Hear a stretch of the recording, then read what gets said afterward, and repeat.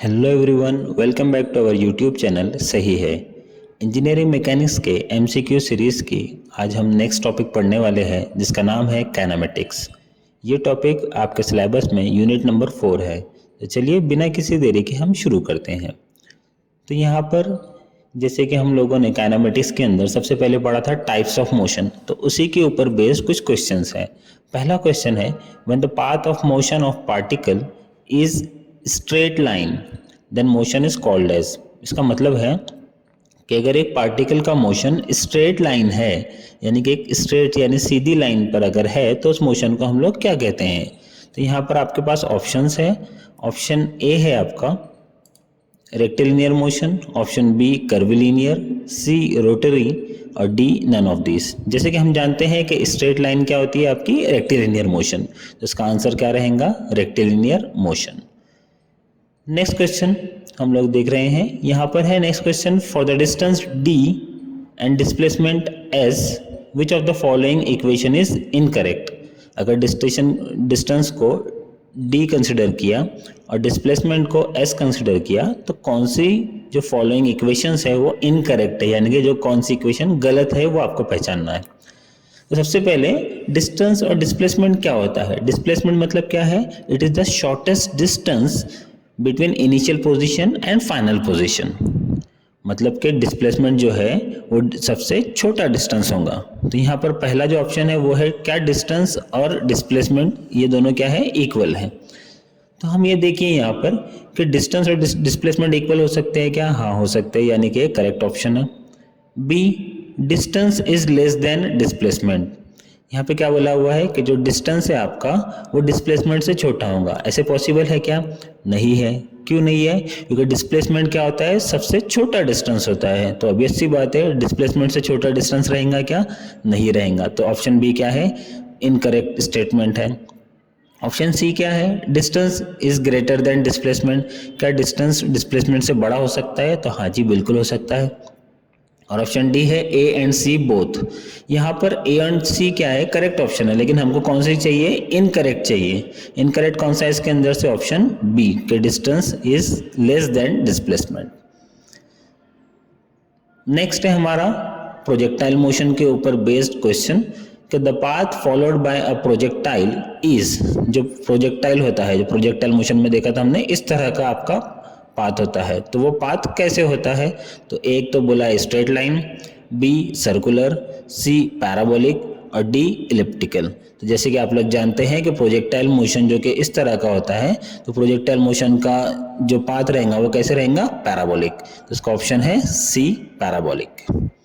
Next question है आपका जो पूछा गया है विंटर 2024 और समर 2025 के रेगुलर एग्जाम्स में कि if an object is thrown upward with an initial velocity u then velocity at the highest point is। यह प्रोजेक्टाइल मोशन का ही एक क्वेश्चन है। जैसे हम लोगों ने देखा था कि अगर ये एक बॉडी आपकी यहाँ से एक हाईएस्ट पॉइंट पे जाती है तो हाईएस्ट पॉइंट के ऊपर उसकी वेलोसिटी कितनी हो जाती है, 0 हो जाती है। तो हमको वही ऑप्शन देखना है। ऑप्शन ए था इक्वल टू यू, जो बी है 0, C infinite, D equal to acceleration. तो इसका करेक्ट आंसर क्या है, हाईएस्ट पॉइंट के ऊपर वेलोसिटी कितने रहेंगे उसकी 0। तो इसका आंसर है 0। अगला क्वेश्चन है the motion under gravity neglecting air resistance has. ये क्वेश्चन आपको समर 2025 के सप्लीमेंट्री एग्जाम्स में पूछा हुआ है कि अगर कोई बॉडी है, अगर वो मोशन अंडर ग्रेविटी है, मोशन अंडर ग्रेविटी के अंदर अगर हमने एयर रेजिस्टेंस निग्लेक्ट किया तो क्या होगा, कांस्टेंट एक्सेलरेशन अपवर्ड रहेगा या constant acceleration downward equal to g. Option C है वेरिएबल एक्सेलरेशन और ऑप्शन डी है नो एक्सेलरेशन। तो जैसे कि आप जानते हैं मोशन अंडर ग्रेविटी के अंदर अगर हम एयर रेजिस्टेंस को निगलेक्ट कर दें तो उसका जो भी एक्सेलरेशन रहेगा वो कैसे रहेगा, कांस्टेंट रहेगा, डाउनवर्ड डायरेक्शन में रहेगा और इक्वल टू जी यानी कि ग्रेविटी के इक्वल रहेगा। तो इसका है ऑप्शन बी। अगला क्वेश्चन है the area under acceleration time graph gives. ये क्वेश्चन पूछा है आपको विंटर 2024 के अंदर। अब इसके ऑप्शंस है option A velocity, option B displacement, option C momentum और ऑप्शन डी फोर्स। यहाँ पर एक बात ध्यान में रखना है आपको, इसमें बहुत सारे स्टूडेंट को कंफ्यूजन होता है क्योंकि यहाँ पर एक्सेलरेशन टाइम ग्राफ पूछेगा या तो वेलोसिटी टाइम ग्राफ पूछेगा और इसके अंदर का अगर एरिया पूछा है आपको तो उसमें कंफ्यूजन बहुत ज़्यादा होता है। तो देखिए मैंने आपको इंपॉर्टेंट फॉर्मूले में बताया था कि अगर आपको एक्सेलरेशन फाइंड करना है तो हम किसका डेरिवेटिव लेते हैं, derivative of velocity with respect to time. तो यहाँ पर क्या दिया हुआ है, एक्सेलरेशन और टाइम दिया हुआ है, बचा क्या हमारा वेलोसिटी। तो यहाँ पर इसका ऑप्शन क्या रहेगा फिर, वेलोसिटी। आपको इसी तरह से ध्यान रखना है, अगर आपको फॉर्मूले याद है तो आप इस तरह के जो एरिया अंडर ग्राफ रहेगा वो आप सॉल्व कर सकते हो। ठीक है, तो जैसे यहाँ पर क्या पूछा था, the area under acceleration time graph. तो एक्सेलरेशन का फॉर्मूला क्या है, dv अपॉन dt। तो v क्या है इसके अंदर, वेलोसिटी, तो हमने यहाँ पर लिख लिया है वेलोसिटी। ये एक शॉर्ट मेथड है, मैं आपको बता रहा हूँ। उसी टाइप का अगला क्वेश्चन है, the area under velocity time graph gives. अब यहाँ पे क्या दिया हुआ है, वेलोसिटी और टाइम दिया हुआ है। तो वेलोसिटी के लिए हमको फॉर्मूला पता है, क्या फॉर्मूला है, ds/dt।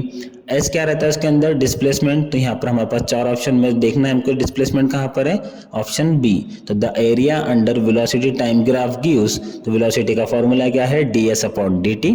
तो यहाँ पे क्या बचा है हमारा, एस मतलब डिस्प्लेसमेंट। तो इसका ऑप्शन क्या रहेगा, ऑप्शन बी, डिस्प्लेसमेंट। इसी तरह से आपको ये क्वेश्चंस करना है। काइनेमेटिक्स के अंदर एक और इम्पोर्टेंट टॉपिक है न्यूटन्स लॉ, जिसे हम लॉज ऑफ मोशन भी कहते हैं। ये लॉज ऑफ मोशन आपके थ्योरी के लिए भी बहुत ज़्यादा इंपॉर्टेंट है। 6 मार्क के लिए आपको एक क्वेश्चन पूछ सकता है कि what are the Newton's law या फिर लॉज ऑफ मोशन, इस तरह से आपको क्वेश्चन पूछ सकता है।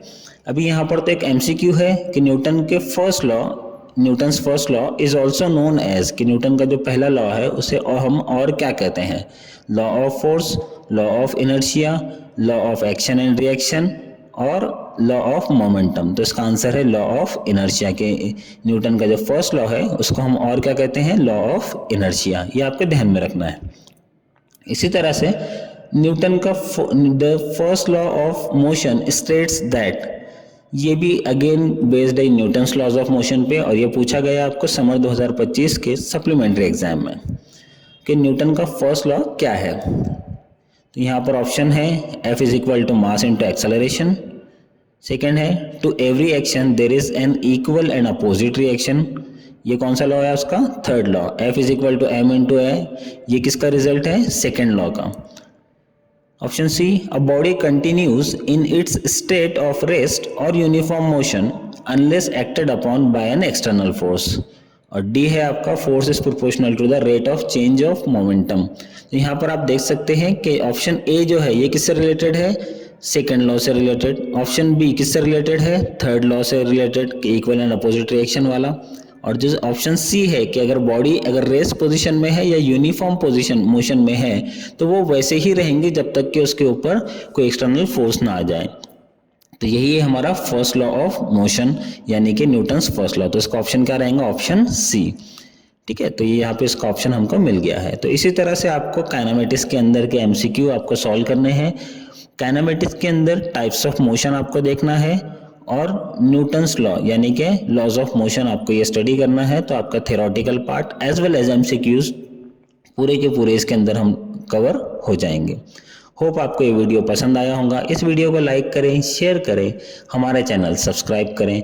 बाकी सब सही है।